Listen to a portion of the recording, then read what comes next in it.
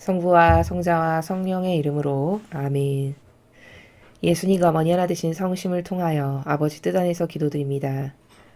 사랑하는 아버지, 저희가 듣겠습니다. 말씀하여 주시옵소서. 잘 알아들을 수 있는 은총과 가르쳐 주신 것을 매일 그 즉시즉시 행하여 아버지께 올바른 방향으로 기쁨을 드리는 자녀들이 될 수 있도록 저희 모두를 축복하여 주시옵소서. 이 모든 기도 우리 주 예수 그리스도의 이름으로 기도드리나이다. 아멘. 성부와 성자와 성령의 이름으로 아멘. 안녕하십니까. 하나님의 뜻 선교의 피아수녀입니다. 오늘도 여러분들과 함께 오늘 주신 복음 말씀의 세계, 그 안에 담겨있는 신적인 질서와 하나님의 다스림에 대해서 여러분들과 함께 학습해 보도록 하겠습니다. 2021년 5월 11일 부활 제6주간 화요일입니다. 요한복음 16장 5절에서 11절까지의 말씀입니다. 주님 영광 받으소서. 그때 예수님께서 제자들에게 말씀하셨다. 이제 나는 나를 보내신 분께 간다. 그런데도 어디로 가십니까? 하고 묻는 사람이 너희 가운데 아무도 없다. 오히려 내가 이 말을 하였기 때문에 너희 마음에 근심이 가득 찼다. 그러나 너희에게 진실을 말하는데 내가 떠나는 것이 너희에게 이롭다. 내가 떠나지 않으면 보호자께서 너희에게 오지 않으신다. 그러나 내가 가면 그분을 너희에게 보내겠다. 보호자께서 오시면 죄와 의로움과 심판에 관한 세상의 그릇된 생각을 밝히실 것이다.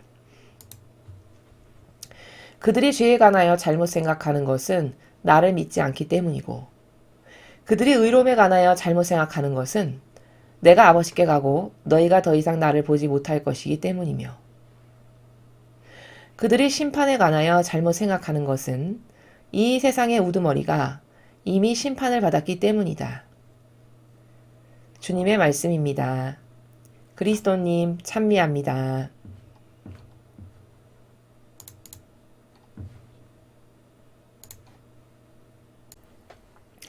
자, 여러분께서 지금 저와 함께 읽으신 요한복음 16장 5절에서 11절까지의 말씀은 그 후반부의 내용이 조금 어렵습니다.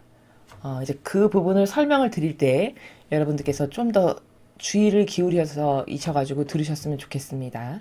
자, 그리고 오늘 저와 함께 보신 이 내용의, 이 복음의 전반적인 내용은 뭐냐면, 사람이 우린 지금 죄악의 인간으로서 살아가고 있잖아요. 원죄뿐만 아니라 이런 환경적 요소에 지배받고 다양한 인간적인 사고방식이라고 하는 프레임에 사람마다 다 갇혀서 살아가는 이런 본연의 자기하고는 완전히 거리가 먼, 원래 나에게 세워놓으셨던 창조하실 때의 계획의 그 나, 그게 본연의 나거든요.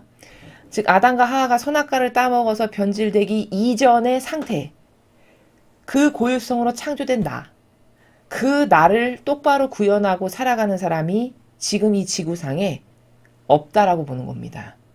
왜? 진리를 알지 못하고는 절대 본연의 나를 발견할 수 없고요. 또 그 본연의 나를 찾아가기 위해서는 인간적인 것이 완전히 배제되고 내 안이 성심으로 가득 찰 때, 그때서야 비로소 본연의 내가 되는 거거든요. 근데 성심으로 나의 내면을 가득 채워야 된다는 것조차도 모르기 때문에 이 지상에서 본연의 나를 구현하고 살아가는 사람이 없을 것이다라고 보는 것이죠. 자, 그런데 그런 본연의 나가 존재한단 말이죠. 사람마다. 각각의 독특한 고유성으로 창조하신 변질되지 않은 그 내가 존재하는데, 그런 본연의 나로 다시 온전히 돌아가려면, 즉 영으로 다시 태어나려면, 그러려면 오늘 예수님께서 제자들에게 말씀하시는 이런 성령을 받지 않고는 도저히 불가능하다라는 게 오늘 이 전체 복음을 아우르는 핵심 내용이고 답입니다. 새로워진다라는 것은 내가 인간적인 어떤 기도 많이 해서 뭐 어떤 큰 고행을 해서 극기를 해서 단식을 해서, 물론 그런 것을 안 하는 것보다 당연히 하는 게 나에게 영혼에게 유익이 되고 당연히 그렇게 될 수 있게끔 도와주시는 희생의 봉헌 예물이 되기는 하지만, 궁극적 결정체의 핵심을 말한다면 영을 받지 않고는, 성령 하느님을 받지 않고는 절대 우리는 다시 태어날 수 없고 새로워질 수 없고 본연의 나로 돌아갈 수 없다라는 것을 오늘 이 복음을 통해서 깨달아야 된다는 겁니다. 자, 예수님께서 지금 제자들에게 말씀하시는데요. 이제 나는 나를 보내신 분께 간다. 그런데도 어디로 가십니까? 하고 묻는 사람이 너희 가운데 아무도 없다. 이렇게 말씀하셨어요. 그러니까 예수님께서 이제 나는 간다. 이런 말씀 하시잖아요. 천상의 나라로 이제 돌아가신다라고 말씀을 하시는 거죠. 때가 이르러서. 근데 그러면은 어디로 가시는데요, 주님? 이렇게 뭔가 야호 하면 돌아오는 메아리가 있어야 되잖아요. 여기서 무엇을 이야기했으면 저쪽에서 그것을 듣고 돌아오는 반향이 있어야 되잖아요. 근데 아무것도 묻지 못할 만큼 지금 얼은 거예요, 제자들이. 쉽게 말하면 이게 상황이 지금 뭐지? 어떻게 되는 거지? 아니 가신다니 어디로 간다 하시는 거지? 그럼 우린 어떻게 되는 건가? 이렇게 인간적 근심과 걱정으로 이미 두려움에 사로잡혀가지고 얼어버린 거예요. 그러니까 뭐를 물어야 될지도 모르겠고 멍하니 있는 이런 상황인 거죠. 지금 5절에 제자들이 처해 있는 환경이. 그러니까 알지도 못하는데 그것에 대해서 묻지도 못할 만큼의 인간적인 나라에 사로잡혀서 살아가는 제자들의 모습을 5절에서 볼 수 있다는 것이죠. 그러시면서 예수님께서 오히려 내가 이 말을 하였기 때문에 너희 마음에 근심이 가득 찼다. 정확하게 말씀하세요. 진짜. 그러니까 마음을 깨뚫고이시고 영혼을 다 아시니까 나는 이제 아버지께 간다. 이렇게 말씀을 탁 하신 것이 오히려 말씀 안 하신 것보다 더 큰 근심과 걱정거리를 제자들에게 던져놓으신 게 된 거예요. 어디로 가신다는 거지? 가만있어 봐. 그럼 가신다는 건 근데 갔다가 또 온다. 그럼 오신다는 건 언제 오신다는 건가? 아, 그럼 우리는 어떻게 되는 건가? 이런 근심 걱정과 전전긍긍의 마음이 생길까요? 안 생길까요? 생기죠. 즉 뭐냐? 5절과 6절을 통해서 제자들은 지극히 인간적인 나라에서 지금 살아가고 있구나를 우리는 확인할 수 있죠. 예수님의 이 말씀을 통해서. 인간적인 것에 사로잡혀서 살아가지 않는다면 저런 말씀을 한다라고 해서 확 두려움을 느끼거나 막 근심 걱정하거나 전전긍긍하거나 이렇지 않죠. 태연하고 대범하고 담대하겠죠. 그런 것에 개의치 않겠죠. 근데 그 단순히 한 문장의 말씀 하나만으로도 흔들흔들 걸리면서 막 사지분간을 못하고 멍하고 이런 상태가 된다라는 것은 제자들이 너무나도 지극히 인간적인 나라에서 지금 살아가고 있구나 이걸 반증한다는 사실입니다. 그러나 너희에게 진실을 말하는데 내가 떠나는 것이 너에게 이롭다. 이렇게 말씀하셨어요. 내가 떠나지 않으면 보호자께서 너희에게 오지 않으신다.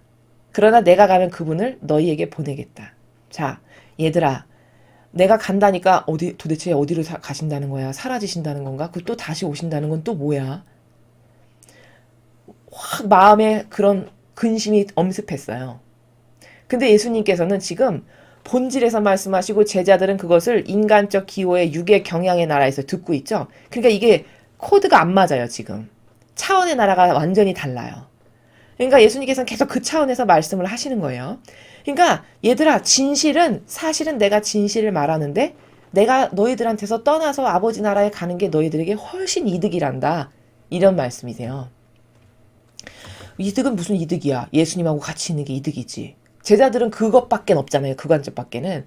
근데 예수님은 본질적이고 원리적이고 다중적 관점에서 모든 것을 통찰하고 꿰뚫어서 보시기 때문에 어떤 측면에서 너희에게 이롭다냐면 내가 하느님 아버지께로 돌아가면 이제 내가 거기 가서 보호자이신 성령 하느님을 너희들에게 보내드릴 수 있다. 그러니까 너희들이 이루어지는 거지. 왜? 성령 하느님께서 너희들을 도와주실 거고 너희들이 앞으로 행하는 일에서 너희들을 보호도 하실 거고 깨닫게도 하실 거고 이런 기타 등등 너희를 도와주실 분이니까 내가 가서 이제 성령 하느님을 보내주시면 훨씬 너희들에게 이득이 되는 거다 라고 말씀하시는 나라예요. 그러나 이 차원을 제자들은 깨닫지도 알지도 못했던 거죠. 그 차원이 열려져 있지가 않으니까 인간적인 이 기호 정서 감성이라고 하는 그 나라에서만 사니까 이 나라를 인정할 수도 바라볼 수도 없는 거죠. 보호자께서 오시면 죄와 의로움과 심판에 관한 세상의 그릇된 생각을 밝히실 것이다. 자, 보호자이신 성령 하느님께서 오시면 죄, 그리고 의로움, 심판이라고 하는 이 세 가지의 관점의 나라가 얼마나 잘못된 세상이 이 세 가지에 대해서 얼마나 잘못된 생각을 하고 있는지를 밝히실 거래요. 어떻게 밝히신다는 걸까? 여러분, 빛이 오시면 뱀을 볼 수 있게 해주실까요? 안 해주실까요? 해주시죠. 바로 그 나라예요. 성령 하느님께서는 곧 빛이시죠. 모든 것을 낱낱이 밝히시고 열어서 보이시는 그 빛이 세상에 오세요. 제자들의 영 안에 오세요. 그러면 못 볼 것이 있나요? 없나요? 못 볼 것이 하나도 없어요. 오히려 뱀만 더 잘 보여요. 더 확실하게. 빛이 왔기 때문에. 그러니까 세상의 그릇된 생각, 마귀들이 속이기 위해서 펼쳐놓은 잘못된 그 마귀적 사고방식을 이제 성령 하느님께서 빛으로 오시면 다 밝혀주실 거다. 이렇게 말씀하시는 거예요. 그리고 7절에서도 내가 가는 게 너희들한테 훨씬 유익이란다. 왜? 내가 하늘나라의 아버지께로 가잖니? 그럼 너희들을 위해서 아버지, 저의 그 벗이 친구들이 즉 제자들이 이제 아버지의 사명을 행하려고 하니 성령 하느님을 좀 보내주십시오. 이렇게 청원을 드리실 거 아니에요. 그럼 그 성령 하느님께서 제자들에게 오시죠. 근데 우리가 그 사도행전을 통해서 이미 다 알고 있듯이 오순절 다락방에 제자들이 진짜 성령을 받고 나서 어떻게 됐죠? 완전히 180도 달라지죠. 다. 그렇게 어리버리하고 맨날 무서워하기만 하고 또 무대 보고 간 안 맞고 용감해야 될 때 숨고 이 한두 가지가 부족한 게 아니잖아요. 제자들이. 여태까지의 제자들의 반향을 보면 그렇게 어리버리하고 인간적이고 한없이 부족했던 그들이 성령 하느님의 영을 딱 받고 나니까 완전 다 달라졌어요. 막 베드로 사도 같은 경우는 막 한 번에 5,000명씩 세례주고 막 안진뱅이한테 내가 당신에게 줄 거 이거밖에 없어. 예수 그리스도의 이름으로 일어나시오 하니까 벌떡 일어나고 이런 예수님이 하셨던 일을 자기도 똑같이 했죠. 그러면은 여기서 발견할 수 있는 게 뭘까? 제가 서두에서 결론부터 말씀드렸죠. 오늘 이 복음에서 배워야 될 건 그렇게 성령 하느님을 받지 않고서는 새로워질 수 없어요. 다시 태어날 수 없다는 것을 확인하는 거예요. 오늘 이 복음에서. 그렇게 너무 어리버리하고 참 너무 인간적이고 겁쟁이에다가 똑바로 알아듣는 것 하나 없고 진짜 무식하게 이를 데 없었던 이런 그렇게 부족했던 제자들이 영을 딱 받고 나니까 완전히 다른 사람이 된 이게 진실이고 팩트죠. 그러면 그것을 통해서 우리는 뭘 확인할 수 있냐? 아, 하느님께서 주시는 은총, 축복 받지 않고는 이건 불가능한 거구나. 다시 태어나는 거는. 즉 아버지께서 주시는 성령을 받지 않고서는 그 악의 프레임에서 벗어나는 거는 불가능한 거구나. 이 제자들이 악의 프레임에서 이제 벗어난 거죠. 성령을 받음으로써. 악의 프레임이라는 건 인간적인 다양한 프레임을 말해요. 여태까지 내가 애착하면서 집착하면서 살았던 것들 있잖아요. 이게 옳아, 이게 맞아라고 착각 가운데 살았던 것들. 그것만이 내 전부라고 생각하면서 움켜쥐고 애착 집착했던 이게 다 사람마다 가지고 있는 인간적인 프레임이거든요. 근데 영이 딱 오시니까 그 인간적 프레임 다 깨부수고 완전히 다른 차원에서 살아가니까 예수님께서 하셨던 일을 그대로 하게 되잖아요.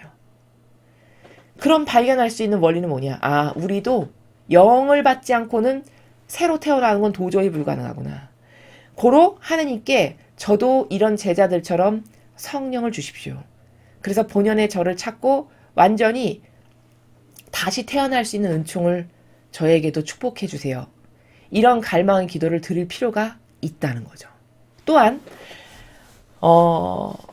그런 어떤 성령 하느님을 받아서 새로워지는 것이 조금 더 효용과 가치가 뛰어나게 하려면 어떤 것이 반드시 선언되어야 되냐? 저는 제가 지금까지 가지고 살았던 인간적인 이런 모든 프레임과 악을 완전히 끊어버립니다. 이걸 먼저 아버지께 선언하고 봉헌드려야 돼요. 저는 아주 이 인간적인 것이 너무너무 지긋지긋하고 더럽고 역겨운 것이라는 걸 추잡한다는 걸 이제 알았습니다. 그러니 예수님 어머니 제발 이 인간적 프레임을 다 가져가시고요. 이제 영을 저에게도 보내주셔서 성령 하느님의 영으로 인해 저도 새로 태어나게 해주세요. 이렇게 하는 갈망이 우리에게도 필요하다는 걸 이 제자들의 케이스를 통해서 이 진실을 통해서 우리에게도 적용해야 되고 응용할 줄 알아야 된다는 겁니다. 자, 그래서 이제 그 성령 하느님에 대해서 계속 말씀을 하시는데 예수님께서 그들이 자, 이 9절, 10절, 11절이 무슨 말인지 이해하기가 좀 까다롭고 난해한 부분이죠. 본질에서만 말씀하셔서 그래요. 자, 보시면요. 그들이 죄에 관하여 잘못 생각하는 것은 나를 믿지 않기 때문이고. 자, 무슨 말일까요? 여기서 그들이 누굴까요? 악의 세력이에요. 뱀의 세력. 더 구체적으로 지칭하면 바리사 율법학자들이겠죠. 이 당시에는. 자, 그렇게 사탄의 세력이 죄에 관하여 잘못 생각하는 것은 이게 무슨 말입니까?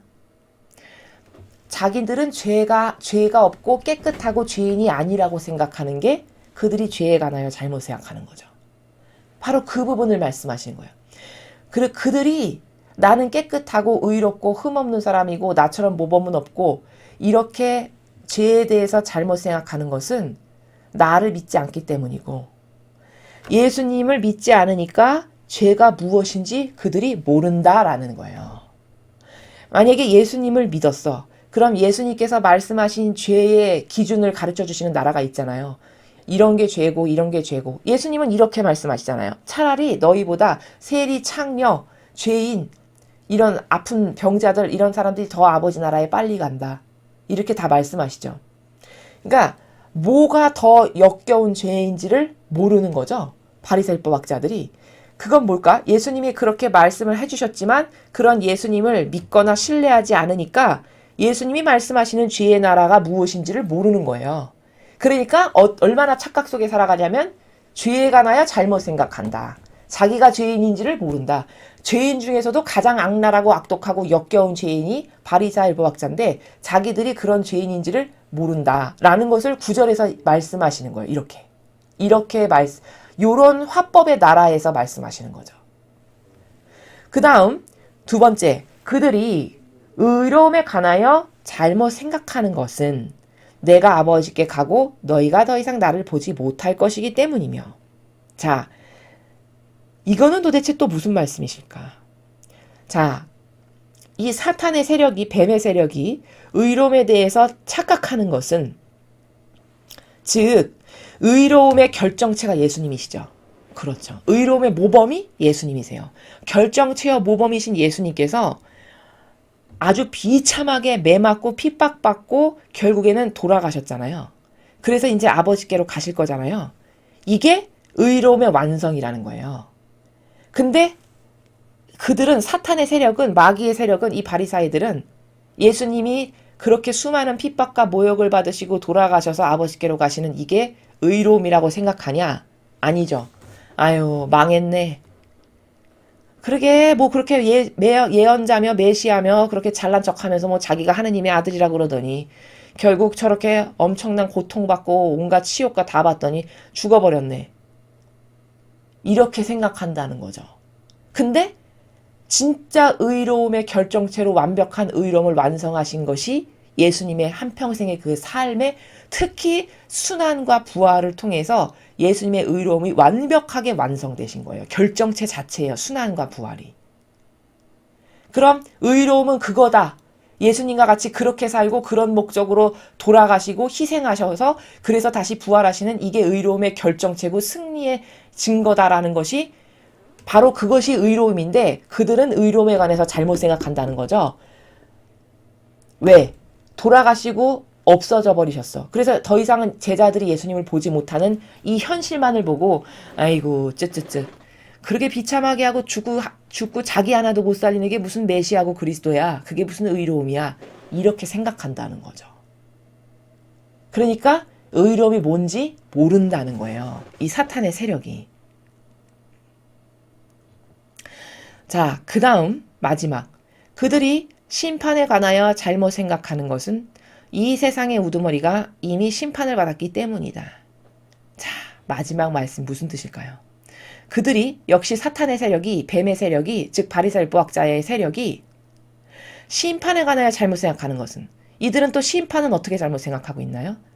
자기들은 심판받지 않을 거라고 생각하는 거예요. 자기들은 심판받을 만큼 죄인도 아니고 의인 중에 의인이고 착하고 충직하고 하느님께 잘해드리고 이런 사람이라고 착각하고 자기들은 심판받지 않을 거라고 잘못 생각한다는 거죠. 그들이 그렇게 심판에 관해서 자기들이 가장 하느님의 노여운 심판을 받을 세력인데 거꾸로 생각하는 것은 이 세상의 우두머리가 이미 심판을 받았기 때문이다. 즉 무슨 말이냐? 우두머리가 누굽니까? 사탄의 우두머리. 세력의 관점으로 봤을 때 이 사탄의 우두머리가 이미 심판을 받았기 때문이래요. 더 쉽게 이야기하면 이 바리사 율법학자들의 가장 꼭대기에 있는 수장이 우두머리죠. 그럼 지금으로 말하면 누굴까요? 이교도의 교황이에요. 그 우두머리가 이미 심판을 받았어요. 하느님으로부터. 왜? 예수님의 모범과 가르침과 정신과 달라서. 근데 그 사탄의 우두머리와 이 마귀 세력은 하나된 세력들이죠. 하나된 관계잖아요. 아주 충직한 맹종과 맹신으로. 산과 언덕으로서. 하나된 세력들이죠. 그러니까 너희의 사탄의 우두머리가 하느님으로부터 이미 단죄를 받아가지고 심판을 받았는데 너는 그와 하나된 세력이잖니. 그러니까 너도 당연히 그와 하나 됐으니까 우두머리가 지옥 갔으면 너도 지옥 가야 되는 게 당연한 거거든. 근데 너는 심판에 관해서 잘못 생각하는 거야. 즉 착각하는 거야. 나는 심판받지 않을 거라고. 이 말씀이세요. 너희 세력의 우두머리가 이미 하느님 아버지로부터 심판을 받았기 때문에 너는 그와 하나 된 세력으로서 심판받을 수밖에 없는 것이 그것이 심판에 대해서 똑바로 알고 있는 것인데 너는 잘못 생각하고 있다. 너는 심판받지 않을 거라고 착각하니까 이 말씀이시라고요.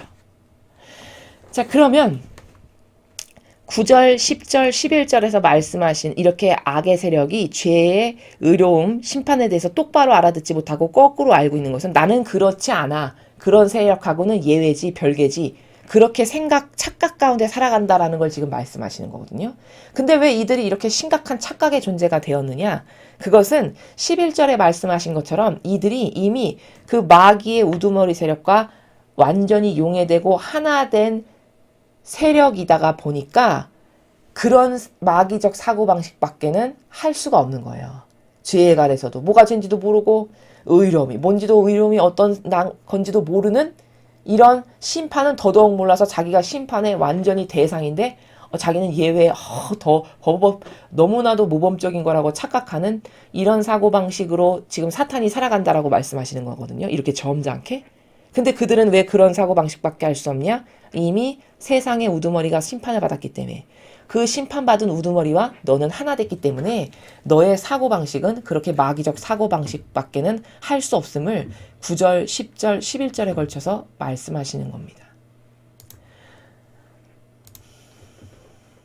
그래서 오늘 이 복음을 통해서 우리는 제자들을 보니까 그렇게 어리숙하고 그렇게 어찌 보면 정말 무식하고 예수님이 무슨 말씀하셔도 전혀 알아듣지 못할 만큼 이 정도로 수준이 인간적인 프레임에 갇혀가지고 너무나도 미약했는데 그런 제자들에게 성령 하느님의 영이 오시니까 180도 달라져서 막 사람 몇천 명씩 세례주고 안진뱅이 일으키고 뭐 온갖 기적 이런 예수님이 하셨던 것을 다 하게 되는 것을 통해서 그게 팩트고 사실이잖아요. 그걸 통해서 우리는 반추해 보기를 적용시켜 보기를 그러니까 나도 저렇게 제자들처럼 다시 태어나려면 영으로서 예수님이 그러시잖아요. 니코데모에게 너는 하늘에서 위로부터 다시 태어나야 된다. 그렇지 않고서는 답이 없다. 이렇게 말씀하시죠. 니코데모가 말귀를 못 알아들어가지고 아니 나이가 몇인데 어떻게 다시 태어납니까? 엄마 뱃속에 들어갈 수도 없고 이렇게 이야기하잖아요. 그 정도로 차원의 갭이 큰 거거든요. 그때 말씀하신 다시 태어난다가 바로 그거예요. 성령 하느님의 영을 받게 되면 그렇게 예수님이 말씀하시는 다시 태어나는 나라. 본연의 나의 모습을 찾고 나에게 세워놓으신 계획을 내가 이루어드리는 도구요 매개체로서의 충직한 역할을 똑바로 수행하는 그런 마치 제자들처럼 그런 영혼이 우리도 될 수 있다는 거죠. 이건 어떤 인간적 나의 한계적인 노력 가운데 될 수 있는 것들이 아니다라는 거예요.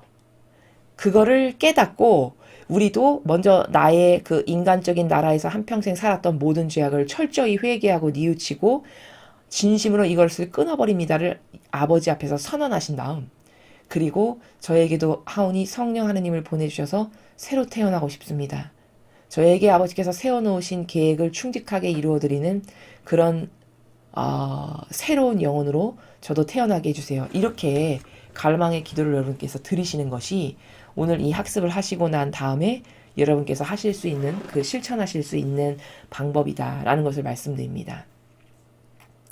자, 오늘 배운 내용으로 기도하시겠습니다. 성부와 성자와 성령의 이름으로 아멘. 예수님과 어머니 하나 되신 성심을 통해 두 분의 거룩하신 피앗의 그 정신의 나라 안에서 특별히 온 우주 만물의 그 피조물들을 불러 모아 예수님과 어머니의 거룩하신 피앗을 찬미드리며 기도드립니다. 예수님과 어머니, 저희들에게도 이 성령 하느님을 보내주시옵소서. 먼저 저희는 지난날 저희가 육의 기호, 자아, 인간적인 것, 자애심, 이기심, 기타 등등의 그 인간적인 자아에서 발로된 모든 것을 우상처럼 섬기며 살았습니다. 그러나 그것이 얼마나 역겹고 제 영혼을 스스로 죽이는 것인지에 대해서 위대하신 아버지께서 가르쳐 주시는 이 진리의 나라를 통해 깨닫고 발견하게 되었습니다. 저는 오늘 이후로 이 시간 이후부터 이 인간적인 모든 제가 가지고 있는 프레임의 반로를 완전히 다 끊어버립니다. 예수님과 어머니 하나 되신 성심 앞에서 아버지 뜻 안에서 선언하여 봉헌드리오니 이것이 다시는 저에게 영향력을 끼치지 못하도록 완전히 다 뽑아가 주시옵소서. 그리고 이제 제자들에게 보내주신 성령 하느님의 영을 보내주시어 본연의 저희 각자의 자신을 찾고 아버지께서 창조하실 때 세우신 그 계획의 목적에 올바르게 반영하는 저희들이 될 수 있도록 축복하여 주시옵소서. 이 모든 기도 우리 주 예수 그리스도의 이름으로 기도드리나이다. 아멘. 성부와 성자와 성령의 이름으로 아멘.